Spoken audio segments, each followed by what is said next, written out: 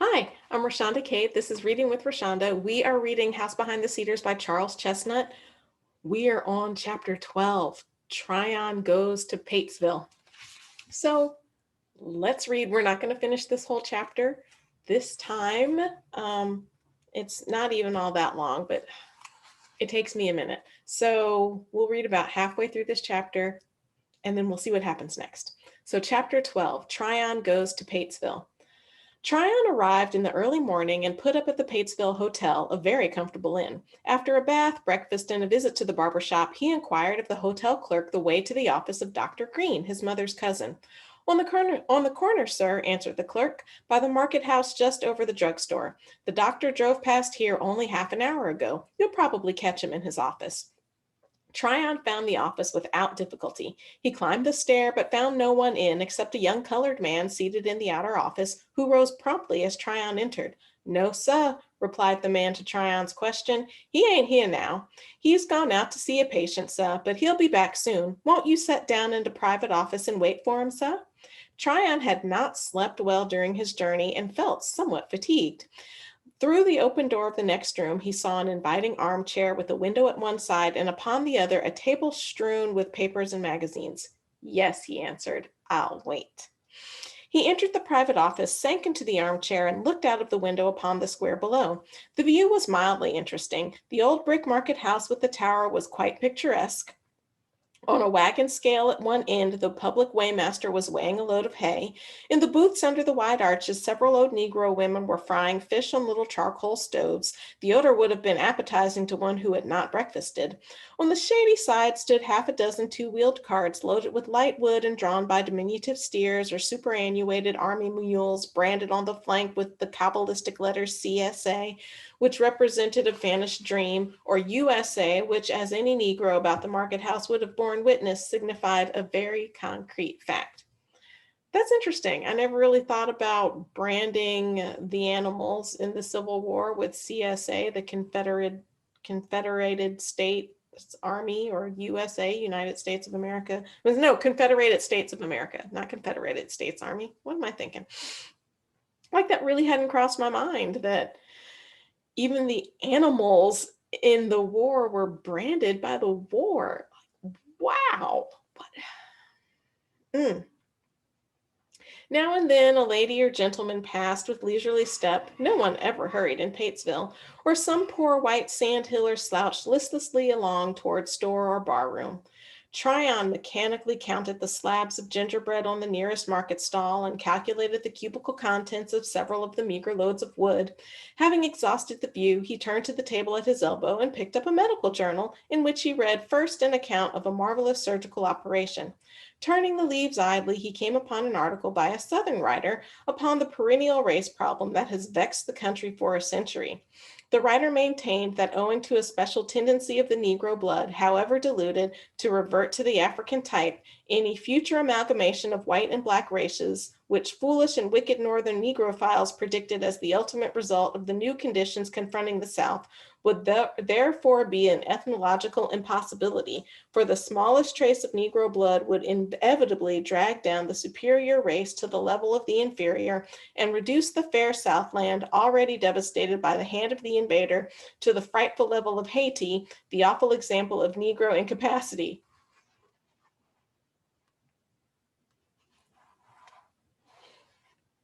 Wow, so much vitriol. Oh my goodness. Oh, okay. Vitriol against the wicked Northern Negrophiles. Vitriol against the smallest trace of Negro blood would inevitably drag down the superior race to the level of the inferior. Oh, and already reduced the fair Southland, already devastated by the hand of the invader. Oh my gosh. Oh, that was difficult to read. Wow. The awful example of Negro incapacity. And yet, as I read this, I think of where the US is right now. I mean, honestly, I think people are saying this. I'm not in the circles where they're saying it, and I am grateful for that. But I think people are saying this, and I think people believe this because it bears out in the way we treat one another. Oh, oh, oh. All right. Let's keep reading. To forfend.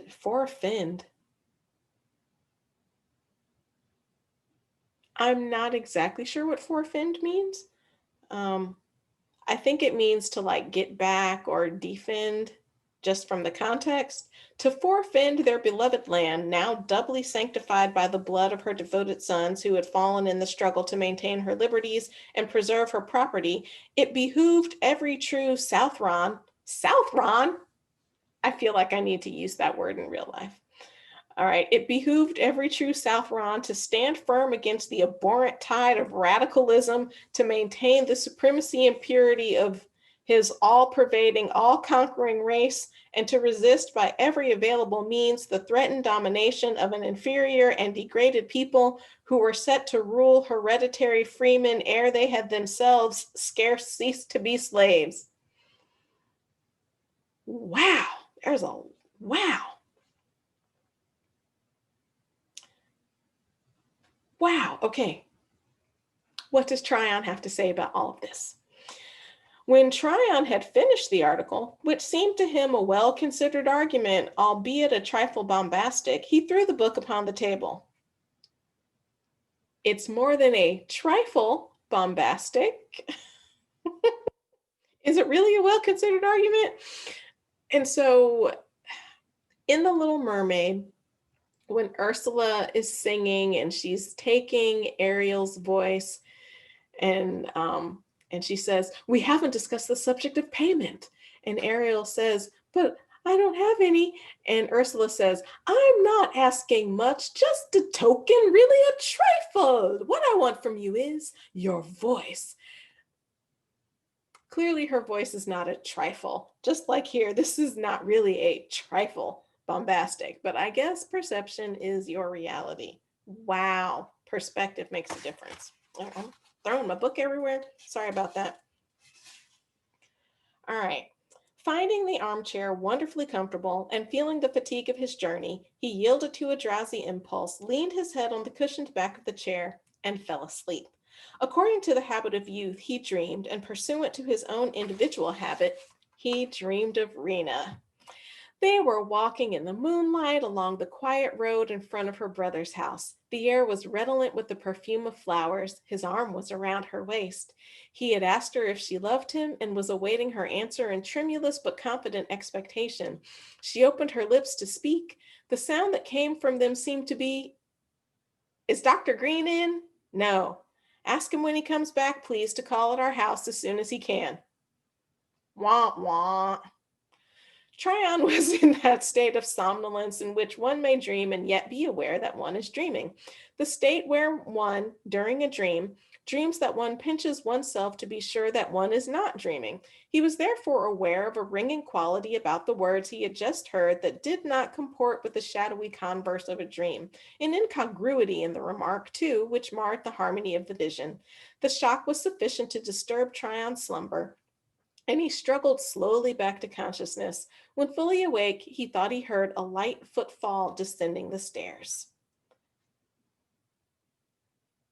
I'll keep reading a little bit, but I got to stop soon, right? Like I'm about halfway. Well, maybe I'm not halfway through. No, I'm not halfway through. I'm going to keep reading.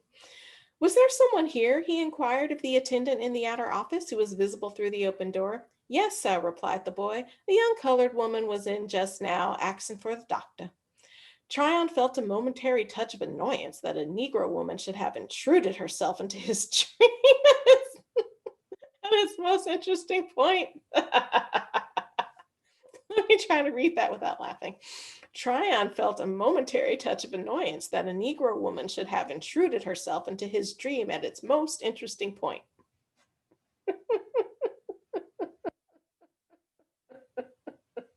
So his dream is about a Negro woman that he doesn't realize is a Negro woman. And who does he think he is? He's already taken a nap in the doctor's office. He's mad somebody comes to the doctor's office looking for the doctor.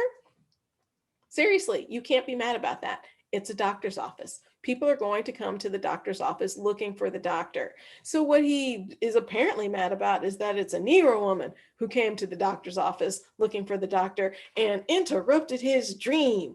I was here first. I read an article. I'm sitting in the doctor's office and now I'm asleep. And don't you interrupt that, you Negro woman. It was a great dream about a white woman.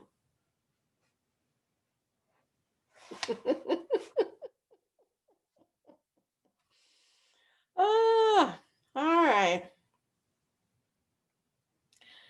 Nevertheless, the voice had been so real, his imagination had reproduced with such exactness the dulcet tones so dear to him, that he turned his head involuntarily and looked out of the window. He could just see the flutter of a woman's skirt disappearing around the corner. So, we talked before about the fantastic coincidences in 19th century American novels. Clearly, that was Rena coming to call on the doctor. And the speech really gives it away, right? Because the other Black people who talk how we think Black people talk have an accent that I'm reading poorly. But this woman came in and said, "Is Dr. Green in?" "No." "Ask him when he comes back, please, to call at our house as soon as he can." So Rena's voice has been hallmarked as the voice of a white woman, and Tryon heard Rena's white woman voice, and he's probably having some difficulty comporting that with the fact that the clerk outside said a Negro woman was here. So he's saying, it was just a dream. I heard it, but I'm going to look out the window, and all he sees are skirts fluttering by. A moment later, the doctor came bustling in, a plump, rosy man of 50 or more, with a frank, open countenance and an air of genial good nature. Such a doctor, Tryon fancied, ought to enjoy a wide popularity. His mere presence would suggest life and hope and healthfulness. "My dear boy," exclaimed the doctor cordially after Tryon had introduced himself, "I'm delighted to meet you, or any one of the old blood." The old blood. "Your mother and were sweethearts long ago when we both wore pinafores and went to see our grandfather at Christmas, and I met her more than once and paid her more than one compliment after she had grown to be a fine young woman. You're like her too, but not quite so handsome. You've more of what I suppose to be the Tryon favor, though I never met your father. So one of old Duncan McSwain's notes went so far as that? Well, well. I don't know where you won't find one of them. One of them turned up here the other day from New York." Mm, okay, I'll keep reading a little bit. "The man you want to see," he added later in the conversation, "is old Judge Straight." Now we know old Judge Straight. He's the judge that Warwick worked for and who knows all the secrets.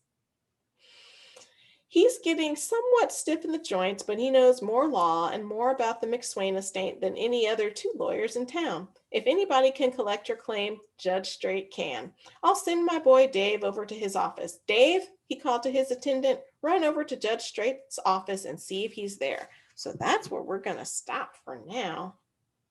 The plot thickens. So this was the first half of chapter 12 of House Behind the Cedars by Charles Chesnutt. I'm Rashonda Cade, and this is Reading with Rashonda.